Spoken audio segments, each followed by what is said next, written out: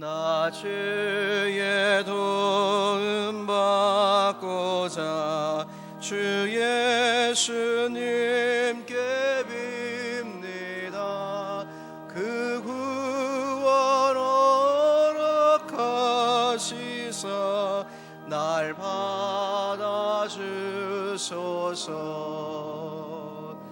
내 모습 이대로 주 받아주소서. 날 위해 돌아가신 주 날 받아주소서. 큰 죄에 빠져 영죽을 날 위해 피 흘렸으니 주 형상대로 빚으사 날 받아주소서. 내 모습 이대로 주 받아주소서. 날 위해 돌아가신 주 날 받아주소서.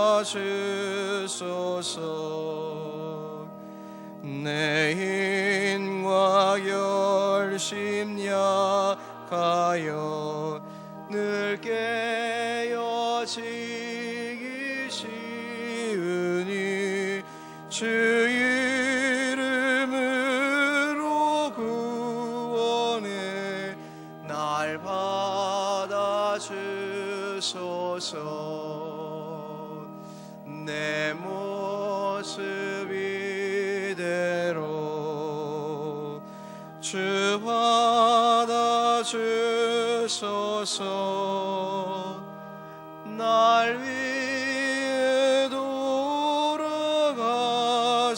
주 날 받아주소서. 내 주님 서신 발 앞에 나 꿇어 엎드렸으니 그 크신 역사 이루게 날 받아주소서. 내 모습 이대로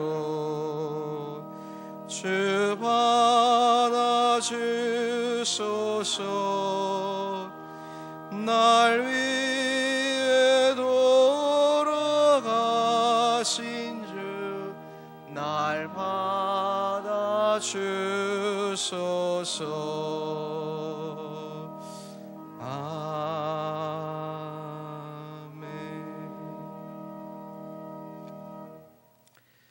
교회 소식 알려드리겠습니다. 지난 주간은 맥주 감사질로 드렸는데요. 아직 참여하지 못한 성도들이 있다면 금주에 함께 맥주 감사헌금 준비하시길 바랍니다. 소통 리더십 세미나가 13일 토요일 오전 9시부터 오후 8시까지 하나 리조트 휘닉스 파크에서 있습니다. 교회에서 8시에 출발합니다. 참여 대상들 잊지 마시고 토요일 날 8시까지 교회에 모이시기 바랍니다. 교육부 여름행사 주부에 나와 있습니다. 함께 기도에 부탁드리고요. 총여성계는 오늘 예배 후에 요한홀에서 환우 치유를 위한 기도회가 있습니다. 이상입니다. 성경 말씀 보겠습니다. 마태복음 23장 25절부터 26절에 있는 말씀입니다. 마태복음 23장 25절로 26절 말씀입니다. 낭독해 드리겠습니다. 화 있을진저 외식하는 서기관들과 바리새인들이여, 잔과 대접의 겉은 깨끗이 하되 그 안에는 탐욕과 방탕으로 가득하게 하는도다. 눈먼 바리새인이여, 너는 먼저 안을 깨끗이 하라. 그리하면 겉도 깨끗하리라. 아멘. 13교구 숙도들의 특별 찬양 있겠습니다.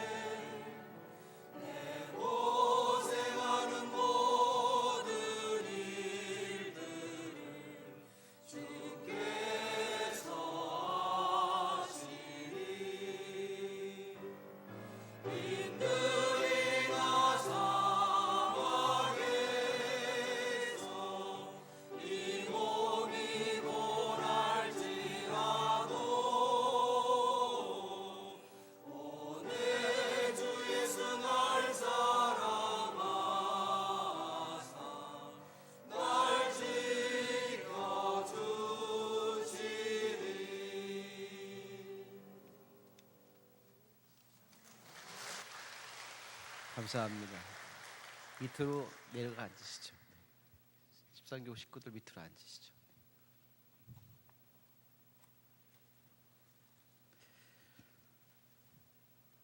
오늘의 13교구 주간 예배로 드리면서 교회적으로는 교육부, 교회학교 여름 수련회, 또 성경학교, 또 단기 선교가 계획되고 실행되는 기간이 7월과 8월의 기간입니다. 가정이나 개인적으로는 여름 더위를 잊기 위해서 휴가철을 맞는 시기이기도 합니다. 이 시기에 저는 수요 예배 시리즈 설교를 정서적으로 건강한 영성이라는 주제로 약 5주 정도 함께 말씀의 은혜를 나눠보려고 합니다.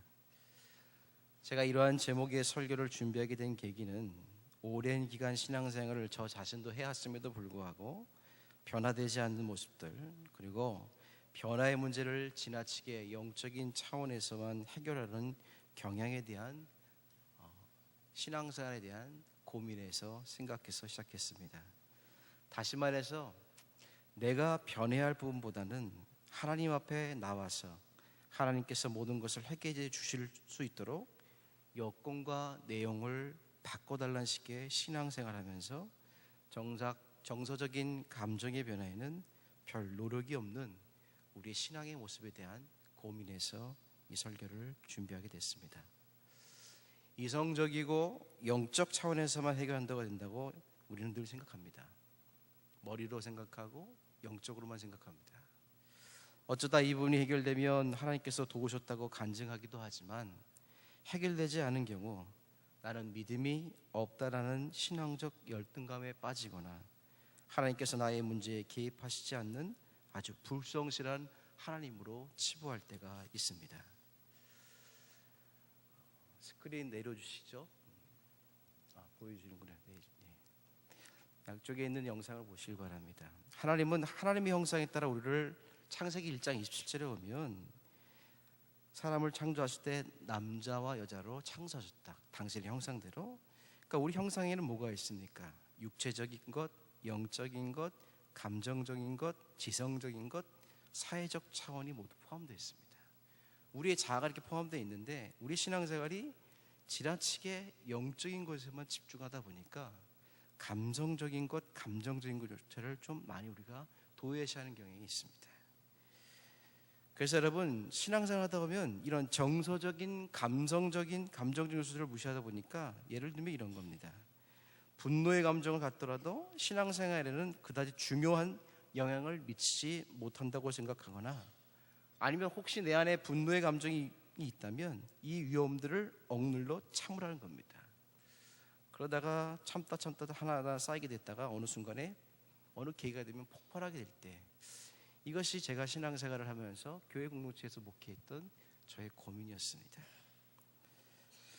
결국 여러분 하나님께서 우리를 창조하실 때는 정서적인 것, 영적인 것, 지성적인 것 모든 것이 어울리는 건데 결국 정서적인 건강과 영적 건강은 나눠질 수가 없는 불과 분의 관계에 있다는 겁니다.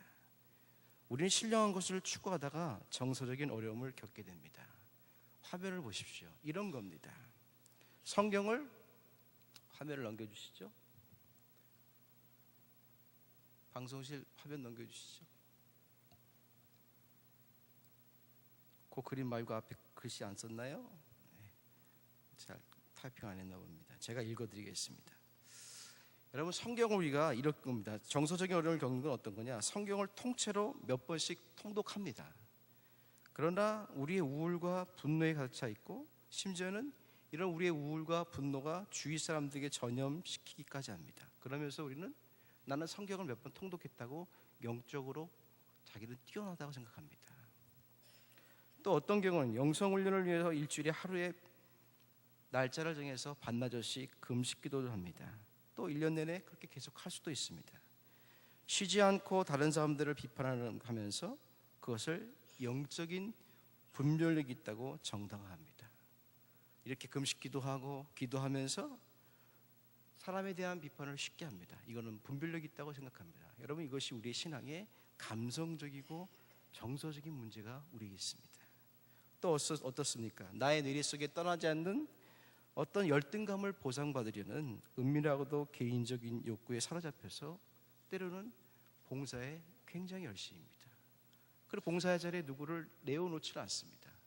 나만이 그 봉사를 할 수 있다고 생각합니다. 많은 성도들이 모이는 이런 집회나 찬양이나 예배를 뒤로하고 각 가정에서 모이는 속회나 또 각 단위에 모이는 소그룹 모임 속에 들어가면 부서지고 망가진 관계의 모습들이 이렇게 저렇게 나타납니다. 10가지를 제가 여기 써놨는데 다 읽지는 않습니다. 그런데 이 10가지가 사실은 우리 안에 있는 모습들이라는 겁니다. 예를 들면 제가 잘못 생각했습니다 라든지 미안합니다 같은 말을 결코 우리는 입 밖에 잘 하지 않습니다. 그렇게 그렇게 살아갑니다. 또 어떨 때는 눈코뜰 새 없이 분주하게 교회를 돕지만 집에 혼자 남은 아내나 남편이나 외로움에 무감한 그 식구에 대해서는 별로 관심을 갖지 않습니다. 때로는 몇 개씩 사회에 봉사하면서 지칠 줄 모르지만 정작 개인적인 시간을 두고서 자신을 챙기고 하나님과 만나는 시간에 대한 생각들을 하지 않습니다. 그래서 자신에게는 굉장히 인색한 일꾼이 있기도 합니다. 때로는 기도 모임을 고통스러운 결혼 생활의 도피처로 또 자녀를 위한 부모의 욕망처로 이용하는 중보 기도자도 있습니다. 저는 이런 부분들이 우리 교회가 아니라 오늘 우리가 신앙생활 하면서 이 사례는 미국 교회 얘기입니다. 그런데 이것이 미국 교회만 문제인 거죠. 오늘 우리 안에 이런 모습들이 있지 않냐는 겁니다. 왜 신앙생활 하면서 우리가 이 정서 변화에 대해서 우리가 생각하지 못하고 그걸 다 영적으로 해석하려고 할까요? 참다운 우리의 자아, 지성적인 것, 영적인 것, 감성적인 게 다 있는데 여러 부분이 구성되어 있는데 왜 우리는 특별하게 이런 육체적 요소나 정서적 요소에 대해서는 감정적 요소에 대해서는 이렇게 크게 생각하지 않고 영적인 것만 할까요? 다음 그림 보여주시기 바랍니다. 그 영향이 어디 올까? 이게 아마도 이분의 그림은 여러분 잘 아시는지 모르지만 플라톤이라는 철학자입니다. 소위 뭐죠? 그 성경에도 나와 있지만 영지주의자들, 플라톤주의자들이 어떻습니까? 영과 육을 이렇게 분리해 놨어요. 영은 아주 좋고 육은 나쁘다는 거죠. 이런 분리적인 것 때문에 우리가 기도하고 말씀 보고 섬기고 베풀고 경배하는 영역에 대해서는 예수님의 삶의 모델을 그대로 따라가지만 영적인 부분, 그 부분에 대해서 그런 것만 강조하는 겁니다. 그리고 우리의 정서적인 부분에 대해서는 생각하지 않는 겁니다. 그래서 아까도 말씀드린 하나님께서 우리를 당신의 형상대로 창조하셨을 때 우리 안에 하나님의 감성, 지성 이게 다 있는데 그걸 너무 도외시하는 겁니다. 그래서 여러분 우리의 감정과 감성의 억제가 성령 충만 혹은 선행의 버금가는 신앙의 주위에 올라갔어요. 감성과 감정이 억제되는 거죠. 분노를 부정하고 고통을 묵살하고 우울한 느낌을 모른 척 외면하면서 마음은 어지럽고 회의에 빠지려 할 때는 그걸 피해버립니다. 이런 영적 생활이 우리에게 굉장히 진지한 삶을 살지 못하고 뜬 인생, 우리 신앙생활을 하게 됩니다. 영혼의 외침이라는 책이 번역됐는데요. 거기에 쓴 그분의 두 분의 저자가 이 감정에 대해서 이렇게 얘기합니다. 감정을 무시하는 행위는 진실에 등을 돌리는 것이다. 다시 말해서 감정의 귀를 기울이는 자세가 인간을 진실로 이끌어야 한다. 그리고 진실이야말로 하나님과 만나는 접점이다. 감정은 영혼의 언어다. 마음이 쏟아지는 외침입니다. 그러면서 쭉 나가다 마지막에 이렇게 얘기합니다. 하나님 앞에서 가차없이 솔직해지고 연약함을 드러낼 때 변화가 시작된다는 사실을 잊어버리는 것, 이것이 오늘날 우리에게 하나님과 관계에서 부정직하게 하는 거죠. 이제 여러분 정서적으로 건강하지 못한 친구들을 제가 몇 가지만 말씀드리겠습니다. 첫째는 이런 겁니다. 문제를 회피하기 위해서 하나님을 이용합니다. 하나님이 아닌 내 만족을 위해서 그분의 사역을 하거나 하나님의 뜻에 복종하기보다 내 뜻을 관철시키기 위해서 기도합니다. 다른 사람들과 경쟁할 목적으로 내가 이룬 하나님의 사역, 그걸 과장합니다. 나는 이 교회에서 이렇게 했어요. 과장하고 다른 사람이 있는 사역은 인정해 주지 않습니다. 하나님에 관한 말을 하는 척하면서 내면의 약점을 은폐하고 실패의 이유를 적절히 둘러댑니다. 삶의 변화를 요구하는 상황은 회피하고 내 목적에 맞게 성경의 진리를 선택적으로 인용하는 것. 또 어떨 때는 두 번째 이렇습니다. 분노와 슬픔과 두려움 같은 감정을 무시합니다. 우리 인간이 갖고 있는 감정을 느끼는 것 자연스럽습니다.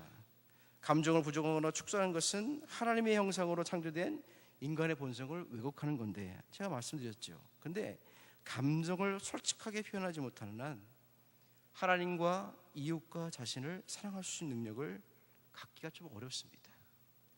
우리의 영성에서 감정을 배제하는 것은 인간의 본성 가운데 일부를 잘라낸 것과 같습니다. 또 이런 겁니다. 상처와 약점과 실패를 은폐합니다. 우리는 경쟁에서 다 이기려 하니까 강해야 됩니다. 스스로의 가치를 입증하지 못하거나 성공하지 못하면 심한 자책감에 전화롭습니다. 여러분, 하나님 앞에 완전한 사람 없습니다.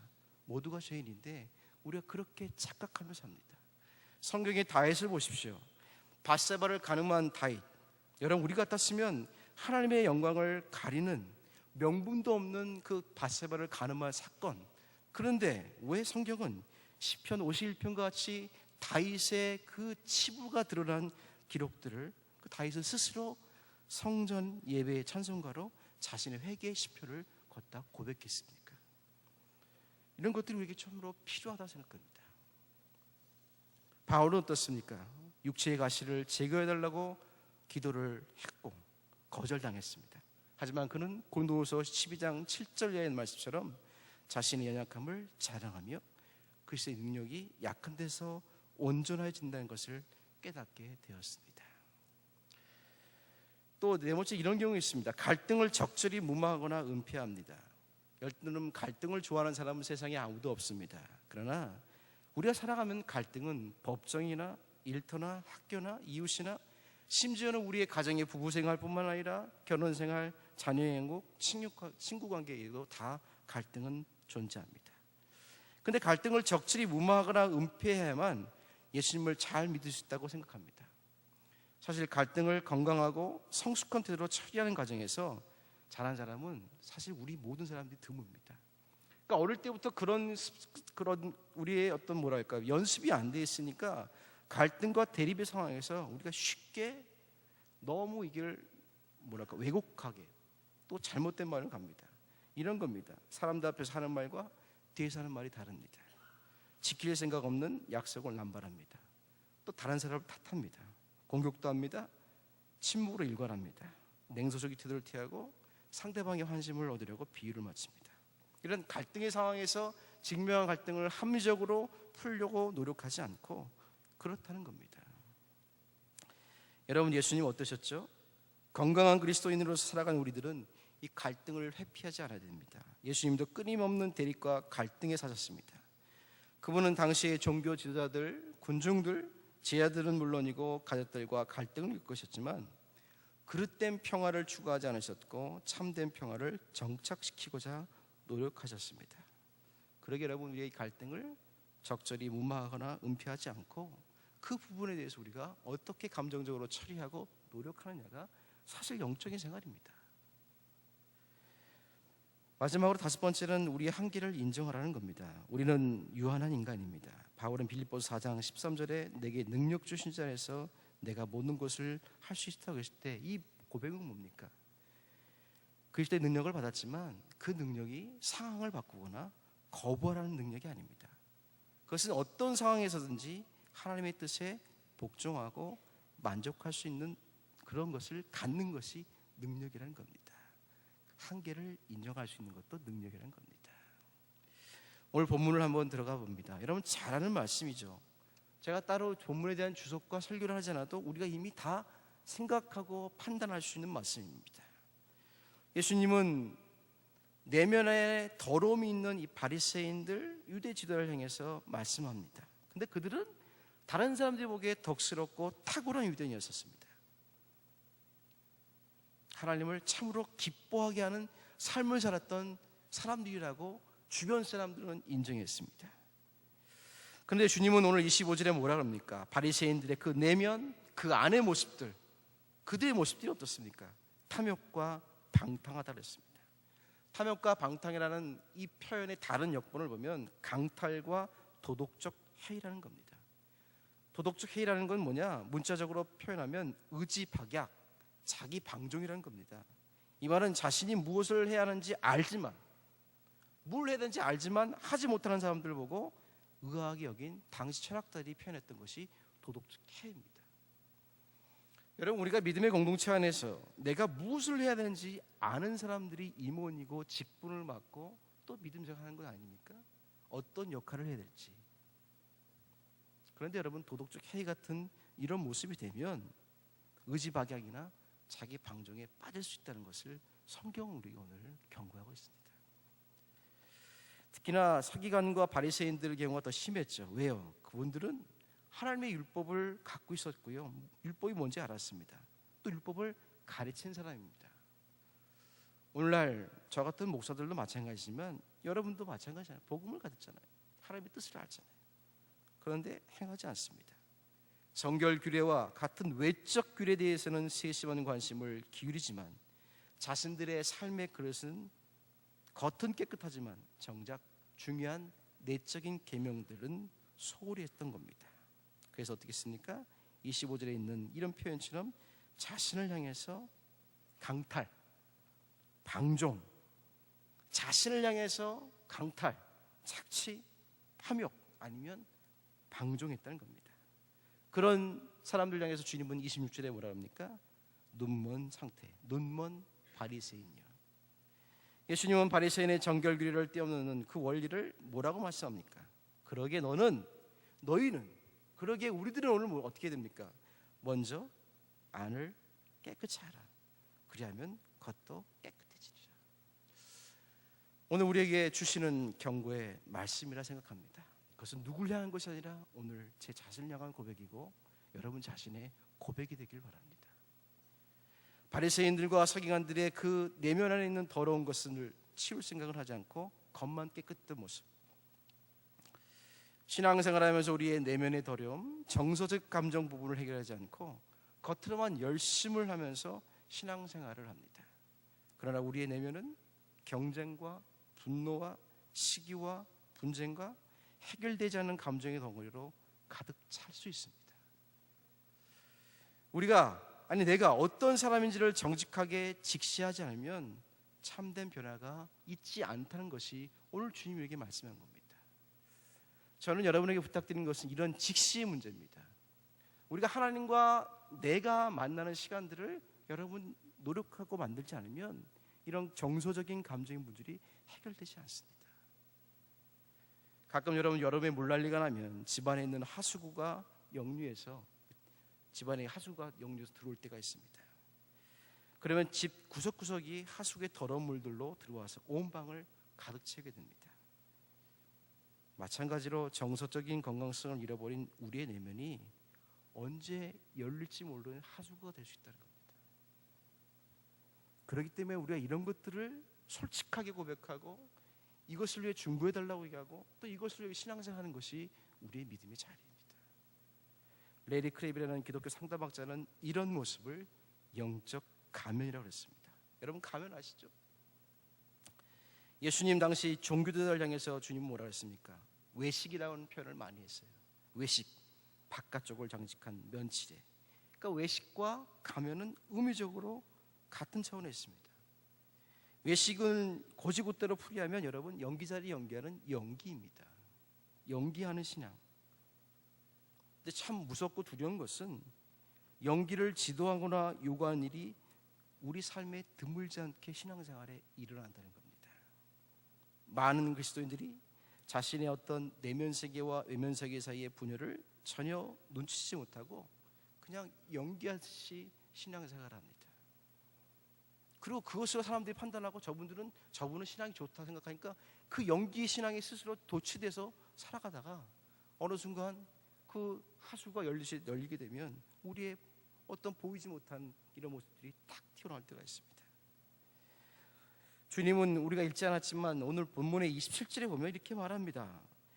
그들의 삶은 겉으로 아름답게 회칠한 무덤에 비유하면서 겉으로 보기에 올바르게 행동하는 것 같지만 표면 아래를 보면 마치 무덤 속에 죽은 사람의 뼈와 더러운 것으로 가득 찬 부패 악취된 그런 것과 같다는 거죠.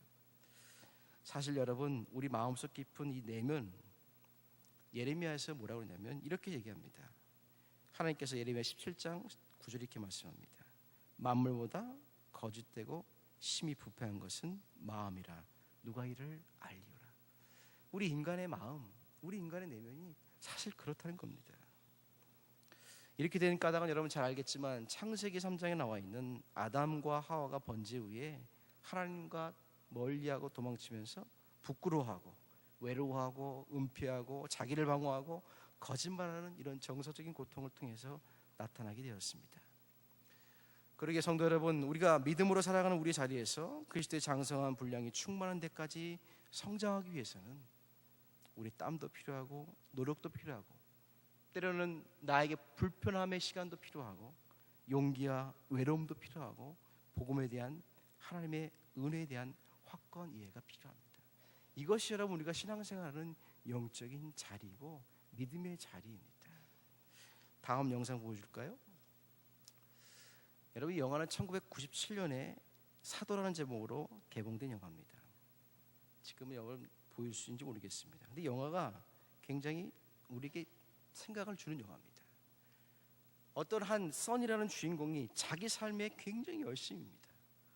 이분이 직업이 하시는 일이 목사입니다. 열심히 부흥회를 다닙니다. 그리고 집안을 돌보지 않습니다.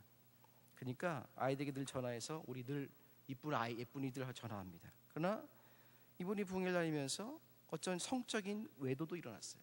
그러니까 집안에 있는 아내가 너무 공고해서 이혼을 요구합니다. 그러다가 이 아내가 어느 순간 다른 남자와 또 외도하게 됩니다. 이런 와중에서 이 남편인 써니라는 사람이 자기 부인과 외도했던 남자를 방망이로 때려서 죽이게 됩니다. 그러니까 그런 내용이에요. 그러니까 왜 이 영화를 보여주냐? 미국사에서 만든 영화인데요, 기독교 영화입니다. 왜 그렇습니까? 영화 속의 써니라는 이 주인공은 좀 아픈 건 뭐냐? 자신을 실제보다 과장해서 보여주려고 애를 씁니다. 자기 일에 열심입니다. 그러니까 여러 가지 해악이 노출될 수밖에 없는 자기의 본성에 대한 자기를 점검하는 시간 없이 열심히 뭔가 합니다. 그리고 살아갑니다. 근데 별다른 고민 없이 우리 인간이 갖고 있는 총체적인 인간성 갖고 있는 이런 신앙과 영성의 부분들이 뚝 떨어져 사니까 막 열심은 있지만 영성의 힘이 길러지지 않아서 자기 속에 나타나는 이 죄된 본성의 습관들이 가끔 나타났던 거예요. 그것이 이 영화에서 보여준 것은 여성에 대한 편력이었어요. 그리고 자신의 분노를 또 표출할 때가 있었고요. 여러분, 이것은 영화 속의 어떤 주인공이나 헐리우드 영화가 보여주는 것이 아니라 우리 인간 모두가 가꾸질 수 있고 또 그런 위험에 노출될 수 있다는 겁니다. 우리 교회도 마찬가지입니다. 우리 그리스도인도 마찬가지입니다. 우리 그리스도의 리더십도 마찬가지입니다. 열심히 하면서 우리가 영화 속의 써니와 같이 우리 안에 있는 이런 균열된 어떤 삶의 모습들, 그리고 겉과 속이 일치하지 못하는 우리 정서적인 불건전성들이 보여줄 때가 있습니다. 성도 여러분, 구원은 은혜의 선물입니다. 그렇지만 예수 그리스도를 믿으면서 깊고 지속적인 삶의 변화를 체험하지 못한 사람들이 또 많기도 합니다. 그러게 우리는 우리 내면에 죄의 본성인 것을 깨닫고 이런 것들 향해서 우리가 함께 교회를 세워가는 공동체로 모인 겁니다. 그래서 저는 오늘 마지막으로 그러면 어떻게 우리가 이런 정서적인 건강을 어떻게 회복해 가느냐? 첫째는 제가 아까 말씀드렸듯이 정서적 건강한 감정이 필요하고요. 두 번째는 자기 성찰의 영성이 필요합니다. 다음 그림 보여주시겠습니까? 이 그림을 보시면 여러분, 우리가 수평으로 놓인 편에는 건강한 정서 위에 수직적으로 자기 성찰의 영성을 우리가 세워야 한다는 겁니다. 그래야만 우리가 하나님 사랑, 이웃 사랑, 자기 사랑의 이런 범위 안에서 살아갈 수 있습니다. 자기 성찰의 영성은 하나님과의 관계에만 국한하지 않습니다. 여러분, 내가 나를 성찰하고 나에 대한 자존감, 자존심엔 자존감으로서 삶을 살 수 있다면 다른 사람들을 바라보고 대하는 방식이 달라질 겁니다. 자기 성찰의 영성, 다시 말해서 하나님과 사랑으로 하나 된 그 관계 속에서 사람들과 사랑으로 하나 되는 관계로 이어질 때 이제 그런 믿음의 참된 영성이라는 겁니다. 그래서 저는 지난 학기에 본 말씀 나무 아카데미에서 교회와 함께하는 그 하나님을 경험하는 책이라는 거기서 보면 코이노니아를 얘기할 때 우리는 코이노니아 이번 토요일 날도 우리가 소통이라는 어떤 세미나를 하는데 소통 결국 뭡니까? 어떻게 보면 코이노니아죠. 교제죠. 근데 우리가 교제를 자꾸 한쪽이 치우친 교제를 하는 거죠. 하나님과 나와의 교제는 좀 잊어버리고 계속 사람과의 교제를 추구하다던가 아니면 사람과의 교제는 무시해버리고 하나님과 교제하는 지나친 영성. 그러니까 이런 것들이 균형을 잡힌 것. 여러분 누가복음 10장 38절로 42절에 나와 있는 마리아와 마르다 기억하십니까? 여러분 마리아는 어땠습니까? 마르다는 어땠습니까? 마르다는 분주한 자신의 삶의 자리 가운데서 여러분 본문 나와 있죠. 이렇게 분주한 삶의 자리 가운데서 어땠죠? 예수님을 자신의 삶으로 이렇게 자꾸 끌어들이려고 했어요. 결국 뭐죠? 자신의 뜻대로 움직이려 했습니다. 그러니까 그게 안 되니까 그녀가 분노한 겁니다. 그리고 그녀의 삶의 질서가 엉겨지기 시작했던 겁니다. 반면에 마리아는 예수님 앞에 나와서 그 예수님 말씀에 귀를 기울였습니다. 예수님과 함께 친밀한 관계를 맺고 사랑의 관계를 맺고 고요히 말씀을 경청하면서 그분 앞에 기쁨을 누렸습니다. 요즘 말로 말하면 묵상하는 즐거움을 경험했습니다. 그리고 그녀의 삶의 구심점은 예수님을 모시게 되었던 겁니다. 다음 그림 보여주시죠.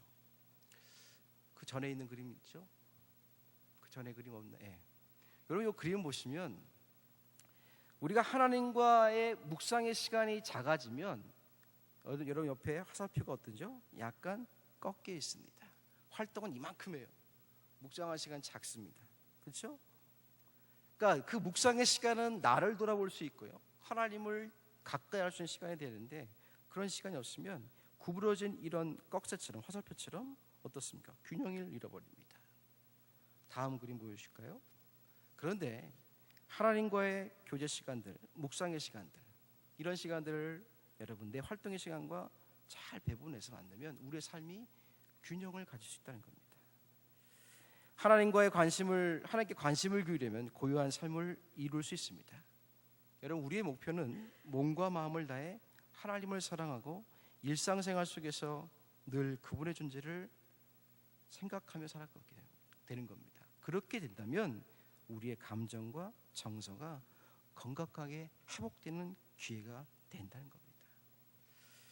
하나님께서는 그리스도인이 된 지 1년 된 사람이든 50년 된 사람이든 결혼한 사람이든 결혼하지 않은 사람이든 교회 직분이 평신도 리더든 그냥 목회자든 어떤 사람이든 간에 모든 이들을 하나님께서는 이런 감정의 정서의 자리에서 풀어주시길 원합니다. 오늘 본문에 나와 있는 바리새인들과 같은 서기관과 같은 겉만 번지르한 우리의 그런 영성이나 신앙이 아니라 좀 솔직하고 진솔하게 우리의 신앙의 공동체를 또 내가 섬기는 이 봉사하고 헌신한 자리에서 그렇게 쓰길 원합니다. 성도 여러분, 오늘도 주간 예배를 함께한 13교구 성도 여러분, 우리의 속사람이 변화되면 우리의 겉사람도 복받는 아름다움과 풍성함을 얻을 수 있을 겁니다. 우리의 내면에 있는 죄를 감추고 겉으로만 꾸미지 마십시오. 여러분 속회에 나와서 함께 진솔한 속회의 나눔을 가지시고 선교에 나와서 함께 진솔한 선교 식구끼리 세상에 즐기는 즐거움도 좋지만 영적인 즐거움을 함께 나누기를 애쓰시길 바랍니다. 수련의 계절이 오고 휴가철이 다가옵니다. 저는 여러분에게 이번에 휴가철에 권면해 드리고 싶습니다. 휴가철에 여러분 가족과 놀러 가는 것 참 좋습니다. 저도 1년에 한 번 기다리는 시간들입니다. 그러나 여러분들이 하나님과 약속된 묵상의 시간들을 그 시간이 기도원을 가시든 새벽 예배를 휴가철에 여러분 작정을 하시든 아니면 저녁이나 기도하시든 그런 시간을 좀 가지시고 특별히 우리가 이런 것들을 위해서 함께 애쓰시고 우리 또 제가 장로님께 부탁을 드리고 싶은 것은 우리 교회 장로님을 중심한 모든 리더들이 그런 모습으로 하나님 앞에 나와서 그런 교제하는 시간을 통해서 우리의 정서적인 감정이 건강하게 회복되길 바랍니다. 휴가에 이번 올해 휴가는 그렇게 시간을 만드시길 바랍니다. 그 시간을 통해서 하나님과 교제하시고 내 안에 있는 나를 돌아보는 시간들을 통해서 내가 어떻게 하나님 앞에 믿음으로 서는지, 그리고 바리새인과 석인과 같은 그런 믿음의 모습이 아니라 먼저 안을 깨끗이 하라. 그리하면 겉도 깨끗하리라. 주님이 우리에게 주시는 방법입니다. 우리 안에 있는, 여러분 있지 않아요? 제가 요즘 저희 집사람한테 가끔 그런 얘기를 해요. 죄송합니다. 좀 여러분 이해 들으세요. 날씬한 분들, 날씬한 사람들을 제가 저희 집사람이 마르니까 요즘 당신 보니까 빼빼 마른 사람의 진국을 느낀다고 그래요. 뭐냐면 이렇게 뭐랄까, 빼빼 마른 분들이 다 그렇진 않지만 이렇게 굉장히 예민한 부분들이 많더라고요. 그러니까 감정적으로 저희도 결혼 생활을 20년 하니까 그런 어려움을 겪을 수 있는 것을 느꼈습니다. 여러분, 이것들은 사실은 누구나 다 가질 수 있는 부부간의 문제이지 않습니까? 이런 부분들을 여러분 함께 부부들이 마음을 정해놓고 기도하시고, 또 그것이 여러분 신앙에 정말 참으로 더 성숙할 수 있는 기회로 만드실 수 있다면 이것이 여러분 참으로 영적인 것이죠. 이것이 세속적이지 않고, 그러니까 그런 삶으로 여러분 우리 교회를, 또 여러분의 삶을 세우시고 이번 휴가철을 그런 모습을 세우시면서 우리 내면이 정서적으로 건강한 영성을 가꿈으로써 하나님 우리에게 주시는 진짜 복이 무엇인지를 함께 나누고 간증하는 이 휴가가 될 수 있기를 주 이름으로 기도드리겠습니다. 시간 함께 기도하겠습니다. 시간 함께 여러분 권사님 214장 한 2분 동안 통속으로 기도하길 원합니다. 내 안에 좀 이렇게 쌓여 있는 아픔이나 정서적인 건강하지 못한 모습들이 있다면 소리내어 기도도 좋고요, 마음속에도 좋고요. 한번 그런 모습들을 기도하시고 여러분이 이번 휴가철에 하나님 앞에 어떠한 모습으로 내 영적인 삶을 거듭나게 정서적으로 건강하게 만들지를 함께 기도하는 시간 갖도록 하겠습니다. 함께 기도하겠습니다. 존귀하신 아버지 하나님, 주의 은혜와 사랑 가운데서 오늘도 바리새인들, 서기관들, 그들을 통해서 주셨던 주님의 말씀을 기억하면서 오늘 우리가 신앙생활의 오랜 신앙생활 가운데서 겪게 되는 삶의 정서적인, 감정적인 불균형된 삶의 문제를 위해서 기도하길 원합니다. 하나님, 우리 생활 가운데 부부생활과 자녀와의 관계나 또 우리가 신앙의 공동체 안에나 또 사람과 만나는 삶의 가운데서 정서적으로 건강하지 못한 우리의 모습들을 이 시간에 아버지 하나님, 저희들이 이 휴가철을 맞이하고 더운 여름 기간에 하나님과 만나는 시간들을 통해서 균형 잡힌 삶을 통해서 우리가 활동한 영역 속에서 하나님을 경험하고 하나님의 임재를 경험할 수 있는 그런 믿음의 자리로 서가기를 원합니다. 하나님, 우리가 영적으로 집중할 수 있는 것이 무엇인지는 바로 우리 자신이 정서적으로 솔직하고 우리의 모습들이 하나님 앞에 우리가 감정적으로 고백할 수 있는 진실성의 문제라고 생각합니다. 하나님, 이런 모습들을 주 앞에 나와서 고백하며 저희들이 휴가도 보내게 하시고 이런 정서적인 건강성 속에서 믿음의 공동체가 건강할 수 있도록, 그래서 우리가 하나님 앞에서 그런 시간을 드리고 헌신하면서 내 내면이 건강함을 통해서 우리 가정이 건강하고 교회가 건강하고 믿음의 사역들이 건강한 모습으로 함께해서 하나님, 정서적으로 건강하지 못한 친구들로 나타나는 그런 아픔과 상처의 덩어리에서 우리가 벗어날 수 있도록 하나님, 저희들에게 하나님의 거룩한 영으로 저희들을 붙들어 주시고 인도하여 주시옵소서. 하나님, 저희들이 그런 모습을 듣기를 원합니다. 하나님, 오늘도 마태복음 23장을 통해서 말씀하신 하나님, 바리새인들, 서기관들, 그들의 외식에 대한 것들은 오늘 그들만의 것이 아니라 오늘 내 안에 있고 우리 안에 있음을 고백합니다. 겉은 우리가 너무 깨끗합니다. 그러나 우리 안에 도덕적 해이와 방탕과 탐욕과 아버지 분쟁과 또 아픔들이 있습니다. 주님이 말씀하셨습니다. 눈먼 바리새인이여, 눈먼 그리스도인이여, 너희는 먼저 안을 깨끗이 하라. 그리하면 겉도 깨끗하리라. 하나님, 우리 안, 내 속사람, 내 내면이 깨끗해지기를 원합니다. 하나님, 그런 믿음으로 저희들이 올 휴가를 준비하고 하나님과 만나는 묵상의 시간들을 통해서 주님 앞에 건강한 교회됨의 모습으로 하나님의 성전된 삶을 세워갈 수 있도록, 갖고 갈 수 있도록 믿음의 성도들을 세워주시고 인도하여 주옵소서. 사람들이 만들어 놓은 규칙과 생각이 아니라 내가, 우리 공동체가 하나님을 경험하고 하나님의 은혜와 사랑을 기억하며 그분이 우리와 함께 하셨던 그 사랑을 통해서 나를 사랑하고 이웃에 대한 진지한 마음을 갖고 삶을 꾸릴 수 있는 그런 믿음의 진지함과 경건성을 유지하는 하나님 세우신 원주절께 믿음의 공동체가 되게 하여 주옵소서. 예수 그리스도 이름으로 기도했사옵나이다. 아멘. 다 같이 일어나셔서 찬송가